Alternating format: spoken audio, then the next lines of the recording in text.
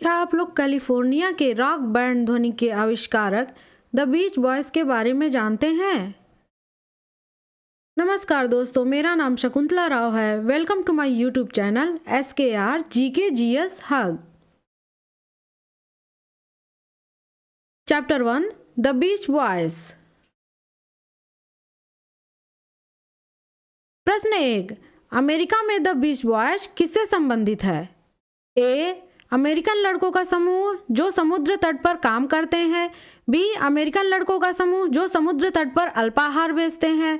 सी, American rock band जो एक प्रसिद्ध संगीत का समूह है। डी, अमेरिकन लड़कों का समूह जो समुद्र तटों पर भाड़े पर घर देते हैं।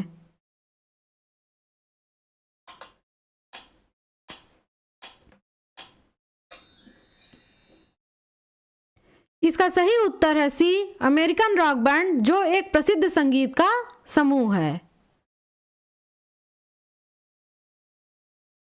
प्रश्न 2, द बीच बॉयज अमेरिकी रॉक बैंड का गठन संयुक्त राज्य अमेरिका के किस राज्य में हुआ था? A, Arizona. B, Alaska. C, Colorado. D, California.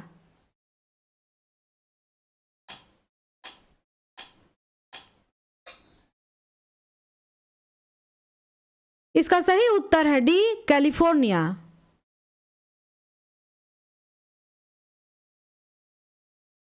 प्रश्न 3, कैलिफोर्निया समुद्रीय तट पर द बीच बॉयज अमेरिकी रॉक बैंड का प्रारंभिक संगीत किस किस समय सबसे ज्यादा प्रभावशाली था? ए, 1960 का दशक। बी, 1962 का दशक। सी, 1959 का दशक। डी, 1970 का दशक।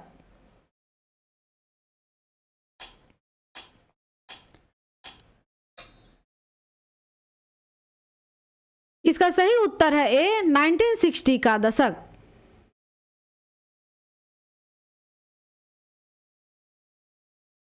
प्रश्न 4, अमेरिका में दिए जाने वाला पुरस्कार जो संगीत के कलाकारों और गीतकारों को देखकर सम्मानित किया जाता है, उस पुरस्कार का नाम बताइए। A, Grammy award. B, Academy awards. C, Emmy awards. D, Tony awards.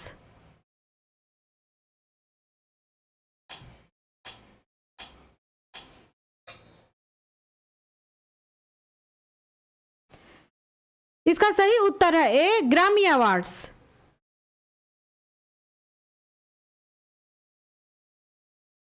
प्रश्न 5, द बीच बॉयज अमेरिकी रॉक बैंड की स्थापना किस सन में हुई थी? ए, 1961। बी, 1962। सी, 1956। डी, 1916।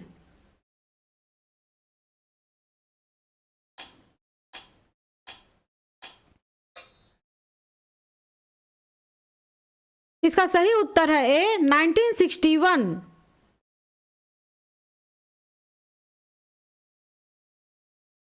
प्रश्न 6, द बीच बॉयज अमेरिकी रॉक बैंड किस प्रकार के संगीत के लिए प्रसिद्ध है? ए, शास्त्रीय संगीत और परंपरागत संगीत। बी, लोक संगीत और जाज संगीत। सी, शास्त्रीय संगीत और हिप हॉप रैप संगीत। डी, सर्फ रॉक और पॉप संगीत।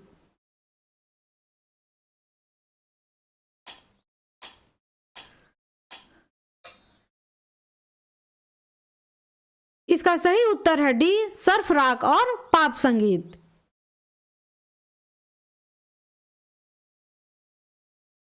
प्रश्न 7, इनमें से कौन सा गाना द बीच बॉयज द्वारा नहीं हिट हुआ है? ए, सकारात्मक स्पंदन। B, surfin USA। C, California girls. D, uptown फंक।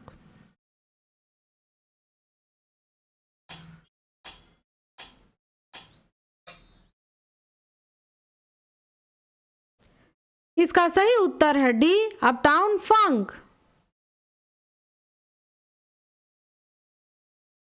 प्रश्न 8, द बीच बॉयज संगीत समूह का पहला एल्बम सर्फिन सफारी किस साल में रिलीज हुआ था? ए, 1989। बी, 1961। सी, 1962। डी, 1960।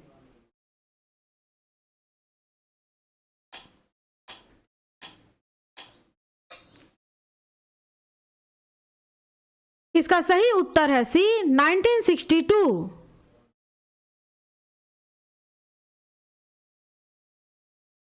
प्रश्न 9, द बीच बॉयज अमेरिकी रॉक बैंड के प्रमुख सदस्य इनमें से कौन से नहीं थे? A Brian Wilson, B Dennis Wilson, C Carl Wilson, D Taylor Swift.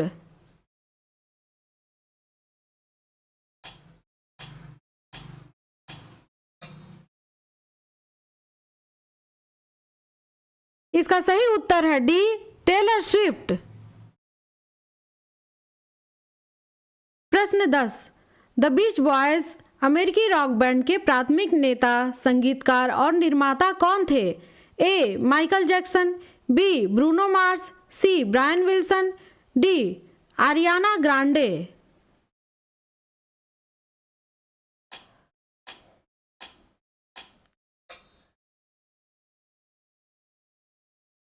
इसका सही उत्तर है सी ब्रायन विल्सन। प्रश्न 11, अमेरिकी रॉक बैंड ब्रायन विल्सन का जन्म कब हुआ था? ए 29 अगस्त 1958, बी 20 जून 1942, सी 16 अगस्त 1958, डी 9 अगस्त 1963।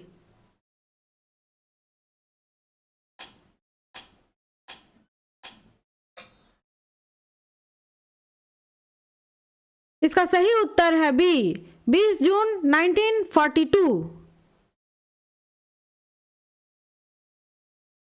प्रश्न 12, अमेरिकी रॉक बैंड को बीच बॉयज क्यों कहा गया है?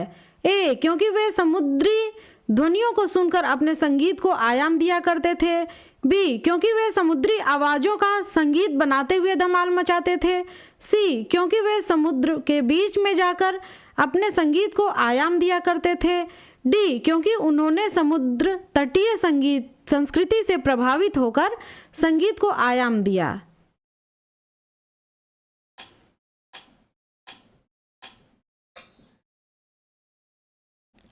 इसका सही उत्तर है डी क्योंकि उन्होंने समुद्र तटीय संस्कृति से प्रभावित होकर संगीत को आयाम दिया। प्रश्न 13, द बीच बॉयज अमेरिकी रॉक बैंड के मूल सदस्यों में अल जार्डिन का क्या योगदान रहा है? ए अल जार्डिन का मुख्य योगदान बैंड के ड्रमर के रूप में था, बी अल जार्डिन का मुख्य योगदान एक गायक के रूप में था, सी अल जार्डिन का मुख्य योगदान गिटार बजाने के रूप में था, डी अल जार्डिन का मुख्य योगदान पियानो बजाने के रूप में था।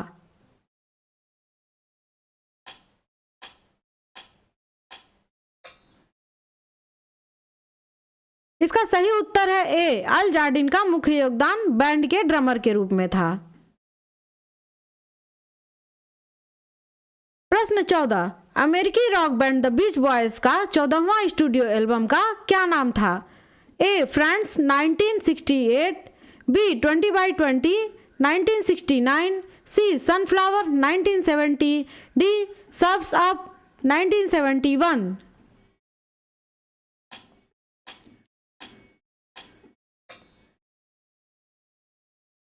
इसका सही उत्तर है ए फ्रेंड्स 1968। प्रश्न 15, इनमें से कौन सा द बीच बॉयज के स्टूडियो एल्बम नहीं है? A Nevermind 1991, B surfer girl 1963, C little deuce coupe 1963, D shut down volume 2 1964।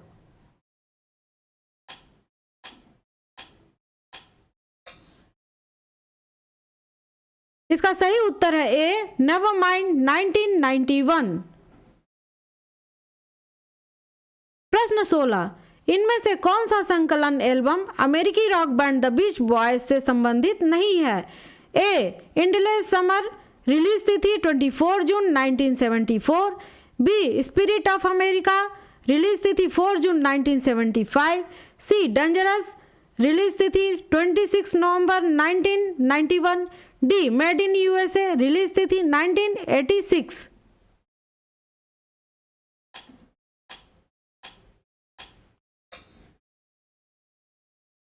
इसका सही उत्तर है सी डेंजरस रिलीज तिथि 26 नवंबर 1991। प्रश्न 17, अमेरिकी रॉक बैंड का कौन सा एल्बम अधूरा एल्बम था? ए सर्फिन सफारी 1962, बी सर्फिन यूएसए 1963, सी सर्फर गर्ल 1963, डी स्माइल 1966।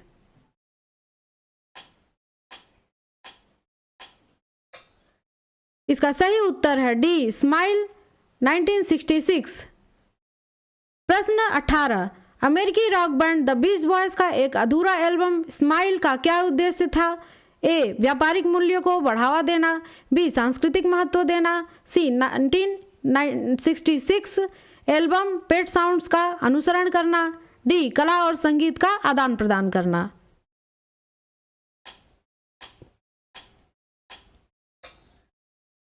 इसका सही उत्तर है सी 1966 एल्बम पेट साउंड्स का अनुसरण करना। प्रश्न 19, अमेरिकी rock band the Beach Boys का 13वां स्टूडियो एल्बम कौन सा है? A wild honey 1967, B Abbey Road 1969, C thriller 1982, D the dark side of the moon 1973।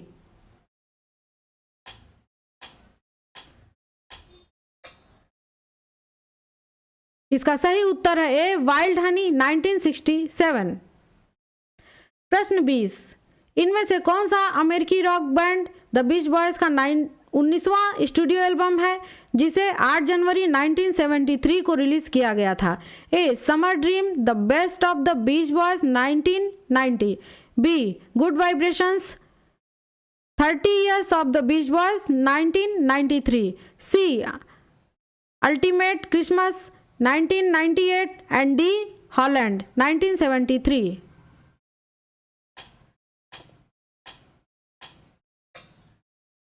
इसका सही उत्तर है डी हॉलैंड 1973।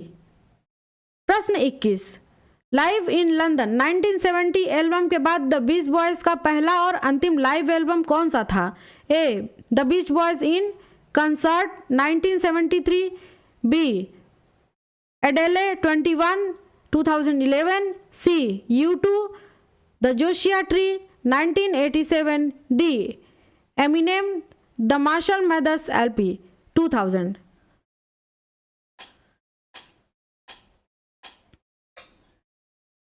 इसका सही उत्तर है A the Beach Boys in concert 1973। प्रश्न 22, अमेरिकी rock band the Beach Boys का 15वां स्टूडियो एल्बम का क्या नाम है जिसे 10 फरवरी 1969 को कैपिटल रिकॉर्ड्स पर रिलीज किया गया था? ए हॉलैंड 1973, बी 15 बिग वंस 1976, सी 20x20 1969, डी MIU एल्बम 1978।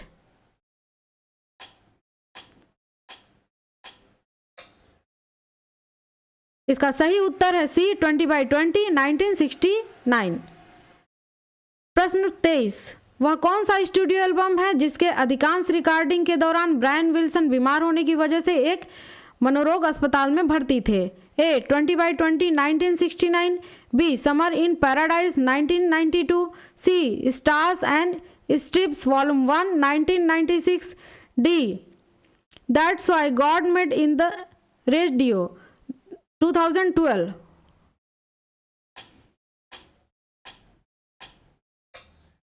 इसका सही उत्तर है ए 20x20 1969। प्रश्न 24, अमेरिकी rock band the Beach Boys का वह कौन सा स्टूडियो एल्बम था जो कि US रिकॉर्ड चार्ट पर 29वें नंबर और UK रिकॉर्ड चार्ट में 15वें नंबर पर पहुंच गया था?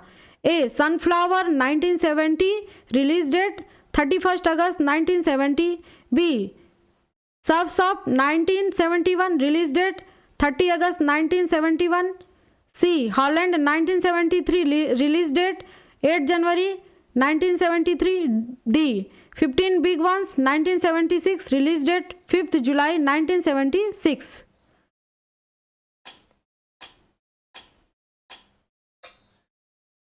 इसका सही उत्तर है B surf's up 1971, release date 30 अगस्त 1971। प्रश्न 25, अमेरिकी rock band the Beach Boys का वह कौन सा स्टूडियो एल्बम है जिसमें उन्होंने सर्फ गीतों का परित्याग के साथ अपने पिछले रिकॉर्ड से प्रस्थान करके रॉक कॉन्सेप्ट एल्बम का प्रारंभ किया था? A. The Beach Boys love you 1977 release date 11 अप्रैल 1977। B. MIU album 1978 release date 2 अक्टूबर 1978। C. LA light album 1979 release date 19 जुलाई 1979। D. The Beach Boys today 1965 release date 8 मार्च 1965।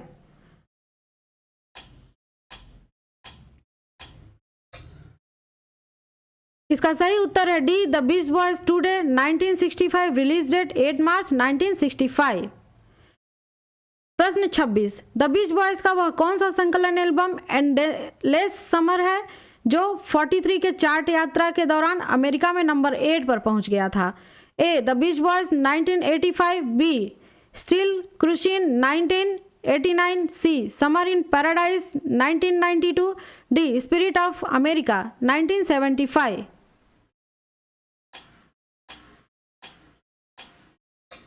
इसका सही उत्तर है डी. Spirit of America 1975।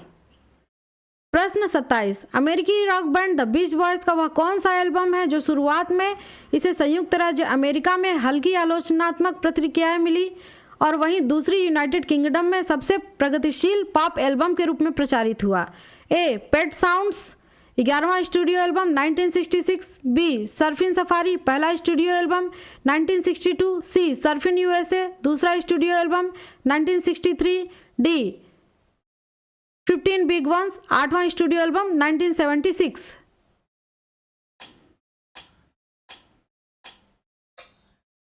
इसका सही उत्तर है ए. पेट साउंड्स 11वां स्टूडियो एल्बम 1966। प्रश्न 28, अमेरिकी rock band the Beach Boys का वह कौन सा एल्बम है जो सर्फिंग के विषयों पर आधारित न होकर अर्थ आध्यात्मिकता पर केंद्रित है, साथ ही एक विशिष्ट दक्षिणी कैलिफोर्निया किशोरी के अनुभवों से संबंधित है? A. All summer long 1964। B. Party 1965। C. Pet sounds 1966। D. Smiley smile 1967।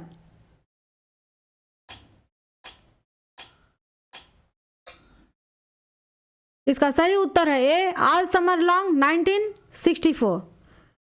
प्रश्न 29, अमेरिकी rock band the Beach boys band के इतिहास में सबसे कटु अवधियों में कौन सा एल्बम का निर्माण अल जार्डिन और टूरिंग सदस्य रॉन अल्टबैक द्वारा किया गया था? A. Carl and the passion so tough 1972। B. MIU album 1978। C. Holland 1973।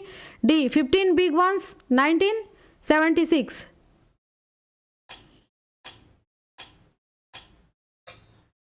इसका सही उत्तर है बी. MIU album 1978।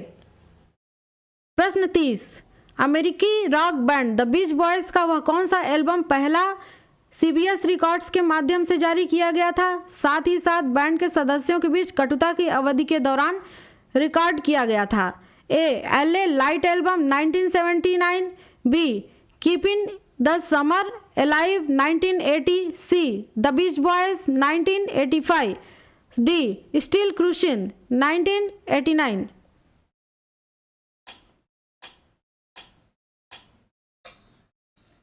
इसका सही उत्तर है ए. LA light album 1979। प्रश्न 31, संयुक्त राज्य अमेरिका में हार्थोन कहाँ स्थित है? ए. कैलिफोर्निया के लॉस एंजिल काउंटी में स्थित एक शहर। बी. कैलिफोर्निया के सैन डिएगो काउंटी में स्थित एक शहर। सी. कैलिफोर्निया के अलामेडा काउंटी में स्थित एक शहर। डी. कैलिफोर्निया के सैन जोविन काउंटी में स्थित एक शहर।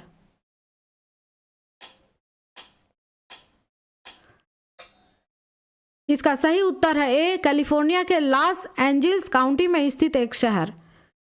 प्रश्न 32, सर्फ रॉक संगीत में ज़्यादातर संगीत के किन तत्वों का उपयोग होता है? संगीत के तत्वों गिटार, ड्रम, बेस, गिटार, वोकस इत्यादि का उपयोग। बी. संगीत के तत्वों सितार, तबला, वीणा का उपयोग। सी. संगीत के तत्वों बांसुरी, बीन, सरोद, हारमोनियम इत्यादि का उपयोग। डी. संगीत के तत्वों जैसे ढोल, मजीरा, तुम्बी, नगाड़ा इत्यादि का उपयोग।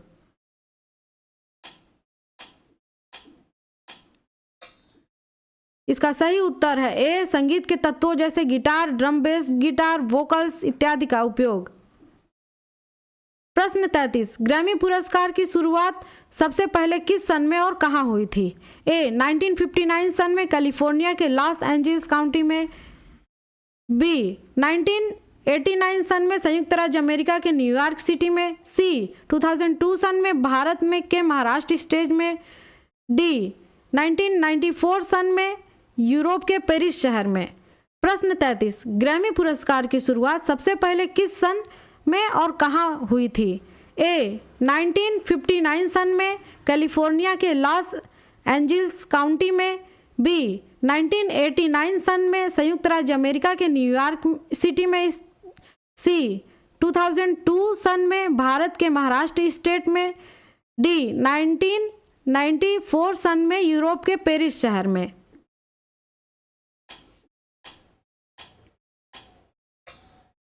इसका सही उत्तर है ए 1959 सन में कैलिफोर्निया के लॉस एंजल काउंटी में। प्रश्न 34, ग्रैमी अवार्ड्स किस देश का संगीत पुरस्कार है? ए भारत, बी चीन, सी अमेरिका, डी रूस। इसका सही उत्तर है सी अमेरिका, यूनाइटेड स्टेट। प्रश्न 35, ग्रामोफोन क्या होता है? ए एक प्रकार का संगीत चलाने वाला उपकरण, आवाज रिकॉर्डर, बी एक प्रकार का म्यूजिक बनाने वाला उपकरण, सी एक प्रकार का प्रयोगशाला में प्रयोग होने वाला उपकरण, डी एक प्रकार का कारखाना में प्रयोग होने वाला उपकरण।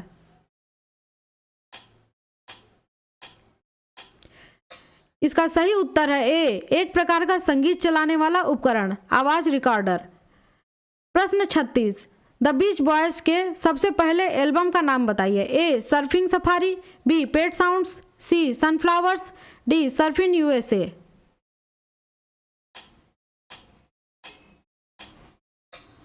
इसका सही उत्तर है ए सर्फिंग सफारी।